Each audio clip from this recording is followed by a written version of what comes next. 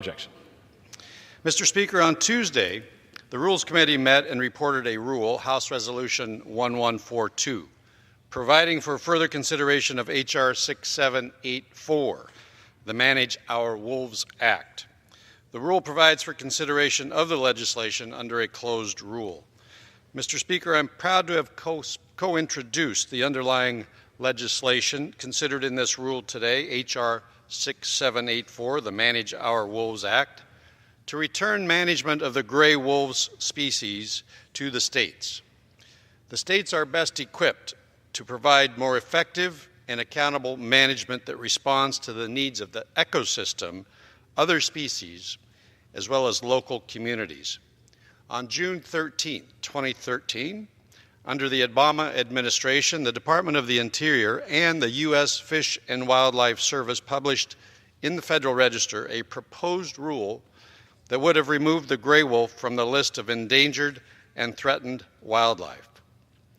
This determination was made after Fish and Wildlife evaluated the classification status of gray wolves currently listed in the contiguous United States under the Endangered Species Act of 1973 and found, and I quote, "The best available scientific and commercial information indicates that the currently listed entity is not a valid species under the Act," end quote.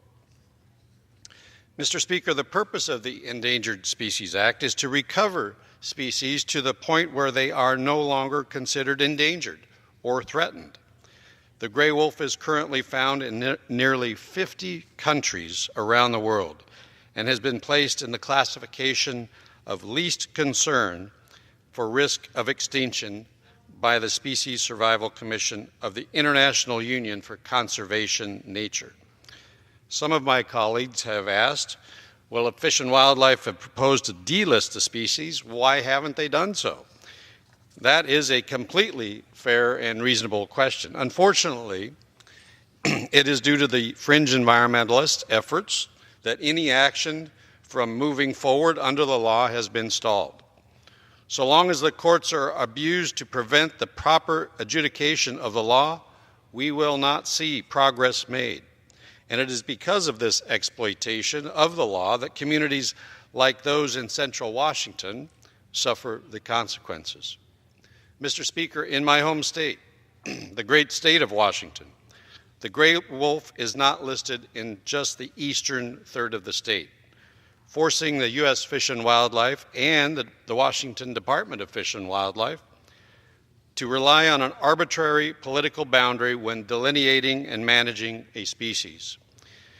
I'm sorry to share with you, Mr. Speaker, that as it turns out, surprisingly, wolves don't know boundaries or borders. The arbitrary nature of this current status of the law is broken, and it is impairing the ability of fish and wildlife managers on the ground to properly manage the species as well as its ecosystem, including the harm it poses on other indigenous species.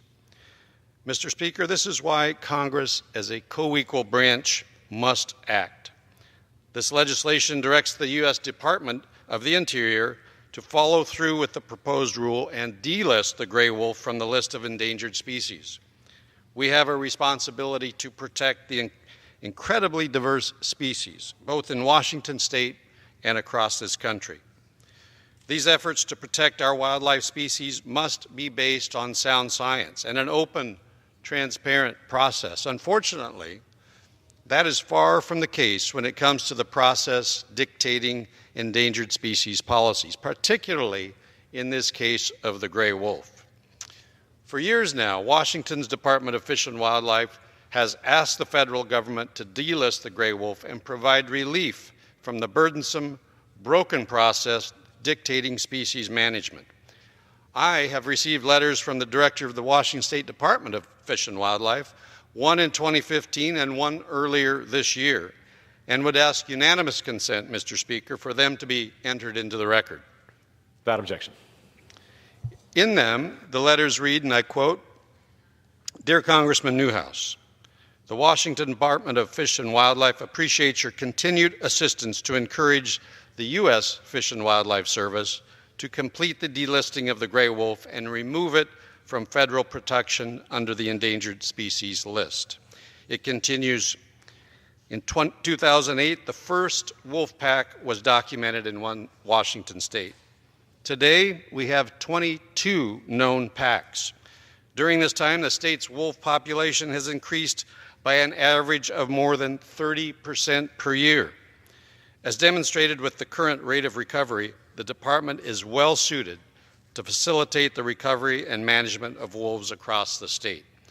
Under the current federal designation and management, we cannot fully implement our plan in the western two-thirds of the state. To ensure ongoing success in wolf recovery, the federal listing needs to keep pace with the on-the-ground recovery status and allow the state to fully implement its management plan. Therefore, I support your efforts to advance the delisting of wolves and return management to the state, end quote. So, Mr. Speaker, to close, I would just like to say that as a farmer and a lifelong resident of Central Washington State, I consider myself a conservationist and a steward of our rich natural heritage, and that includes our incredible wildlife. State governments are fully qualified to responsibly manage gray wolf populations and are better able to meet the needs of local communities, of ranchers, of livestock, wildlife populations, and ecosystems. I encourage my colleagues to support the rule and the underlying legislation. Thank you, Mr. Speaker, and I reserve the balance of my time. Gentleman from